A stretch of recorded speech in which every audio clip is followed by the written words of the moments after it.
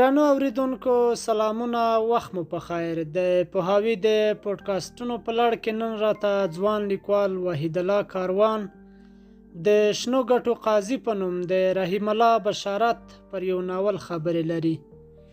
کاروان صاحب سلامونه او درنښت.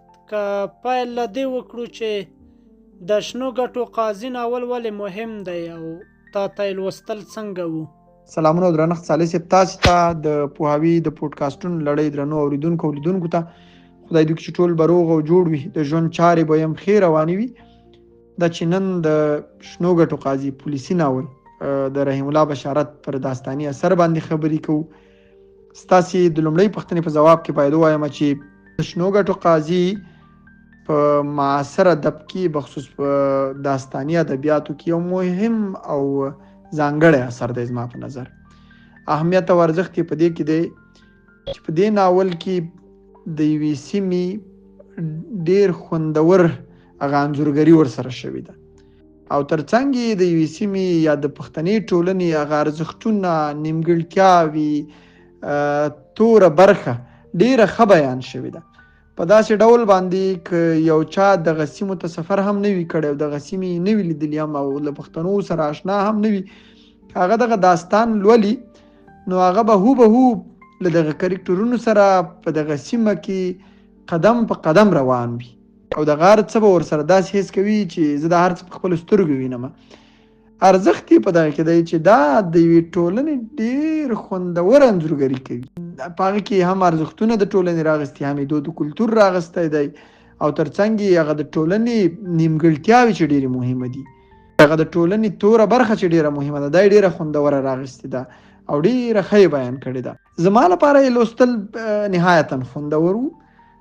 ډېر کم کتابونه داسې وي چې هغه تر پایه تا له ځان سره ساتي تر څو ته یې په یوه ناسته کې ولولې. د شنو ګټو قاضي یو له هغه لیکنو یا یو له هغه ناولونو وو چې زه یې تر پایه له ځان سره وساتلم او اړ یې کړم چې په یوه ناسته یې ولولم. ځکه د ناول یا داستاني ادب کې دغه غوټه لرل دا نهایتاً مهم دی او په دې کې دغه غوټې دومره خوندورې سره پیچل شوې وي چې ته اړ وي چې د هرې څپې پسې بله څپه ولولې او همداسې پسې مخکې لاړ شي. بل ما داسې حس کوو چې زه له دغه کرکټرونو سره قدم په قدم په دغه سیمه کې ګرځم. دغه انځورګري دغومره خوندوره وه. مننه کاروان صاحب. د زمان او مکان له اړخه د شنو ګټو قاضي ناول موږ ته څه را یادوي او څه راته وایي؟ د زمان او مکان له اړخه د شنو ګټو قاضي دا سمه ده چې د یو خاص سیمې او د یو خاص وخت اړوند یو داستان په اړه لیکل شوی دی چې دا یو رښتینې کیسه ده، خو دومره خوندوره دغه کیسه راغستل شوې ده، په دومره جالب انداز راخیستل شوې ده. که 20 کاله څه چې 100 کاله وروسته یې هم یو څوک لولي نو هغه به هوبهو په همدغه سیمه کې ځان انځوروي او هوبهو په همدغه وخت کې به ځان حس کوي. ګرچې دغه سیمه چې دغه ناول کرکټرونه پکې قدم وهي، د ناول کرکټرونه پکې ګرځي، دا یوه ډېره مهمه او تاریخي سیمه ده. د مهموالي او تاریخي والي ورهاخوا ډېره یو ښکلې او طبیعي سیمه ده او د زمان او مکان له اړخه موږ ته بیا دا هم بیانوي چې موږ داسې سیمې هم لرو چې هلته ډېر زیات د شنو ګټو قاضیان شته دي. موږ ته د زمان له اړخه دا هم بیانوي چې موږ داسې ډېر له تورو تیارو راتېر شوي وو، موږ داسې ډېر زیات د شنو ګټو قاضیان درلودل، هغه هم په مکاني لحاظ باندې هم په زماني لحاظ باندې. موږ له داسې یو وخته راتېر شوي یو چې هلته هر څوک قاضي وو، هلته هر چا په تورو تیارو کې یو انسان د شنو ګټو قاضي ته ورټېل واهه او هلته یې له ژونده خلاصوه. په مکاني لحاظ باندې بیا موږ ته دا هم بیانوي چې موږ په داسې ښکلي او خوندورو سیمو کې چې هوبهو د نړۍ پر مخ جنت ګڼل کېږي، داسې بدرنګه انسانان، داسې بدرنګه فکرونه هم لرو، داسې خلک هم لرو چې په نورو یې ژوند نه لورېږي او د څو روپو په خاطر خپل هم نه وه په داسې ښکلي سیمه کې له منځه وړي چې بلا تشبیه جنت ورته ویلی شو. نو دغه ناول زما هیله دا ده چې ځوان لوستونکي د شنو ګټو قاضي بیا ولولي. د لوستلو خوند یې په دې کې دی چې دا د پښتنو د کلتور مختلفې برخې راغستې دي. د پښتنو د یو تاریخي سیمه یې ډېره خوندوره انځور کړې ده. داسې یو ښکلې سیمه که تاسې تللي هم نه وئ نو تاسې به هو په خپل خیال کې هغه سیمې ته لاړ شئ. کاروان صاحب زموږ لیکوال څنګه کولای شي چې خپلې سیمې خپل طبیعي مناظر او یا خپله ځمکه په خپلو داستاني اثارو کې ځای پر ځای کړي؟ دا د لیکوال بخصوص د داستاني ادبیاتو لیکوالو مکلفیت دی چې په خپلو لیکنو کې په خپلو اثارو کې د خپلې سیمې ترڅنګ د خپلې سیمې ښکلاوې باید بیان کړي، د خپلې ټولنې ارزښتونه باید بیان کړي، دود او کلتور باید بیان کړي او په داسې انداز یې بیان کړي لکه بشارت صاحب چې بیان کړي، داسې انداز یې بیان کړي لکه مرحوم شپون صاحب چې بیان کړي، په داسې انداز یې بیان کړي لکه مرحوم احمدي صاحب چې بیان کړي، په داسې انداز یې بیان کړي لکه محترم استاد ګل رحمان رحماني صاحب چې بیان کړي دي.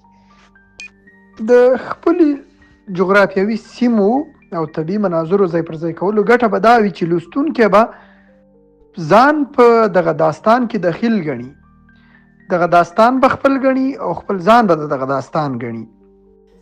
د داستاني نثر د هغو لیکوالو په اړه څه ویل لرئ چې د خپل هیواد او خپل وطن پر ځای د اروپا سړکونه، پارکونه او یا نور رستورانټونه انځوروي؟ ساري صاحب د دې پوښتنې ځواب کې باید زه ووایم چې دا سمه ده چې د اروپایي ټولنې نه هم باید ژباړې وشي، هغه هم باید انځور شي، خو تر دې حده نه چې زموږ ټول داستاني ادب د اروپا سړکونه، پارکونه او د اروپایي ټولنې ارزښتونه بیان کړي او یوازې همغه اروپایي ټولنه راته انځور کړي. دغسې داستاني اثار او یا دغسې ناولونه چې هغه تر ډیره پردۍ ټولنه رااخلي او پردۍ ټولنه انځور کوي، د دې ټولنې له خپلې ټولنې هویت اخلي او ځوان لوستونکي یو ډول لارښوونکي کوي. او زما په اند دا د لیکوال او ادیب بخصوص د داستاني اثارو لیکوالو مکلفیت دی او دا یو ډیر لوی مسؤلیت دی چې دی د غربي او اروپایي ټولنې پر ځای د هغه ضد ارزښتونو پر ځای خپله ټولنه انځور کړي، په خپل داستاني اثارو کې خپل ارزښتونه بیان کړي، د خپلې ټولنې نیمګړتیاوې بیان کړي، د خپلې ټولنې دود او کلتور بیان کړي. که دغه ډول چې دی مثلا چې اوس لګیا وي او د غربي ټولنه تصور کوي، دا به ډیره زیاته لویه ملي او هویتي تشه رامنځته کړي. دا په ادبیاتو کې په داستاني ادب کې به ډیره لویه تشه رامنځته کړي، ځکه زموږ داستاني ادب به زموږ له دودونو، کلتورونو، ارزښتونو او زموږ له طبیعي مناظرو او زموږ له طبیعي ښکلاو تش وي، هم به پردی وي، هم به ارزښتونه پردي وي پکې، همدا وي چې لوستونکي هم یو ډول متنفر کېږي، ځکه نه یې دغه څه په سترګو لیدلي وي، نه ورسره د خپلې ټولنې ورته والی لري، همدا وي چې د هر څه پردي ګڼي او دا په واقعیت کې وي پردي، همدا وي چې لوستونکي مینه ورسره کمیږي. نو زما هیله دا ده د داستاني اثارو لیکوالو بخصوص د ناول لیکوالو، لنډ کیسو لیکوالو چې د اروپایي ټولنې پر ځای د اروپا د سړکونو پر ځای راشي، خپله جغرافیه، د خپلې سیمې ښکلاوي، د خپلې ټولنې ښکلاوي راواخلئ او انځور یې کوي. په نوره نړۍ کې یو خبره ده چې سوژې ډېرې زیاتې کمې دي د لیکلو لپاره. له بده مرغه ووایم که له نیکه مرغه ووایم، زموږ په ټولنه کې سره د دې چې د ناولونو لپاره، داستاني اثارو لپاره ډېرې زیاتې ښکلې سیمې شته چې ډېرې زیاتې ښکلې الفاظ ته ته پې هغه سیمې بیان کړي، ته پې هغه سیمې انځور کړي، تر څنګ یې ډېرې زیاتې خوندورې سوژې شته دی، دومره سوژې چې څومره لیکل پرې وشي لا به کم وي. د دې ګټه به څه وي چې موږ د خپلې ټولنې انځور رااخلو یا د خپلې ټولنې ارزښتونه، کلتورونه او هغه منفي ټکي رااخلو، دا به د ټولنې د ارزښتونو، دودونو او کلتورونو په ساتلو کې خپله ونډه لري، تر څنګ یې د ټولنې د اصلاح لپاره به موږ ډېر زیات مهم کار کړی وي، تر څنګ به موږ ته د خپلې ټولنې هغه تورې او تیاره برخې ډېرې ښې روښانه شوي وي. که 100 کاله وروسته لوستونکی غواړي د اوسني عصر په اړه، د اوسني عصر د کلتور په اړه، د رواجونو په اړه، د فرهنګونو په اړه، د ارزښتونو په اړه او د تور برخو په اړه باندې پوه شي، نو دغه ناولونه دغه داستاني اثار به د هغوی لپاره ډېر بهترین ریفرنسونه وي. کاروان صاحب د وروستۍ پوښتنې په توګه د پښتو ناولونو اوسنی وضعیت څنګه ارزوئ؟ څومره کار شوی او په دې برخه کې څومره نور کار باید وشي؟ د پښتو ناول اوسنی وضعیت ډېر ښه دی، ډېر ښه روان و، بخصوص په دې وروستیو کې چې کله احمدي صاحب ژوندی و، مرحوم ځوانیمرګ احمدي صاحب ته د خدای لوړې درجې ورکړي. په معاصر ادب کې په داستاني اثارو کې بیخي طوفان وکړ زما په نظر. هغه په دې معنا چې د له شپون صاحب نه وروسته داستاني ادب ډېر زیات ریالستیک. شپون صاحب یو زما پاند په وروستیو کې یوازینی لیکوال و، بخصوص په داستاني برخه کې یا د ناول په برخه کې، چې هغه هوبهو د خپلې ټولنې انځور چې هغه ډول چې د همغه ډول یې انځور کړه. که څوک شپون صاحب که چا لوستی وي یا څوک یې لولي، هغه به هوبهو په همغه ټولنه کې ځان ویني، هغه به هوبهو په همدې داستان کې ځان ویني. ورپسې همداسې احمدي صاحب ډېر زیات کار یې وکړ. زما پند احمدي صاحب، شپون صاحب، رحماني صاحب، سیدي صاحب، دوی هغه خلک دي چې په داستاني ادب کې د یادولو وړ دي. خو دا په دې معنا نه ده چې همدومره کار بس دی. پښتو داستاني ادب ناول لنډه کیسه لا ډېر کار ته اړتیا لري، لا ډېر زیات دقت ته اړتیا لري، لا دومره کار ته اړتیا لري چې ورځې میاشتې کلونه باید کار وشي. او دا د ځوانو لیکوالو دنده ده چې په دې برخه کې کار وکړي، او د مشرانو لیکوالو دنده ده چې ځوانو لیکوالو ته لارښوونې وکړي او په داسې ډول ورته دا لارښوونې وکړي چې دوی خپله ټولنه نورې نړۍ ته وښایي.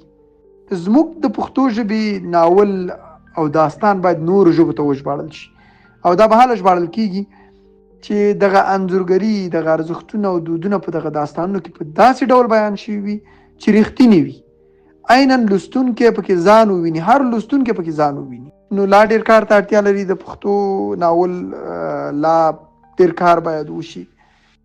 زه وایم چې کار ډېر زیات شوی دی، بخصوص په وروستیو کې ډېر زیات کار وشو، خو دا کار بسنه نه کوي. موږ که د ګاونډي هېواد مثلا لنډ ایران یادوم، د ایران داستاني ادب ته راشو، هلته نهایتاً ډېر کار شوی دی. موږ د دې پر ځای چې د ایراني ژبې نه یا د ایراني لیکوالو اثار خپل ژبې ته راوژباړو، دا ډېر ښه کار دی چې راوژباړل شي. خو زموږ خپل اثار باید دومره ډېر وي چې نورې ژبې ځان ته وژباړي. نور ژبو لوستونکي باید د دې مینوال وي تر څو دا اثار ورته وژباړل شي.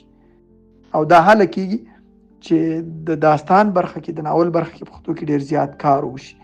او زموږ خوبایي دا ده چې موږ ډېر زیاتې سوژې لرو دغې لپاره، د ناولونو لپاره، د لنډو کیسو لپاره. زموږ په ټولنه کې دومره سوژې دي چې شمار یې نشته دی. یوازې خلاق او لیکوال ذهن غواړي، یوازې لیکوال او خلاق فکر غواړي. نو د لویو استادانو نه مې هیله دا ده چې ځوان لیکوالو په روزلو برخه کې دغه کې ډېر زیات کار وکړي. نو مننه، ستاسې د کور ودان وي چې موږ به د دې وړ وګڼلو چې راشو له تاسې سره د شنو ګټو قاضي اړوند څو خبرې ولرو. زما له بشارت صاحب نه هیله دا ده چې دوام ورکړي. د بشارت صاحب دا فکر کوم چې 2 ناولونه چاپ شوي دي، لا دوام ورکړي. زه د سالک صاحب نه مې هیله دا ده چې مصطفی سالک چې د پاتشه باران دی زموږ تنده نه ده ماته شوي. هیله دا ده چې بشارت صاحب، سالک صاحب ورپسې ځوان لیکوال په دې برخه کې لا ډېر کار وکړي. تر بیا ټولو ته ښې چارې.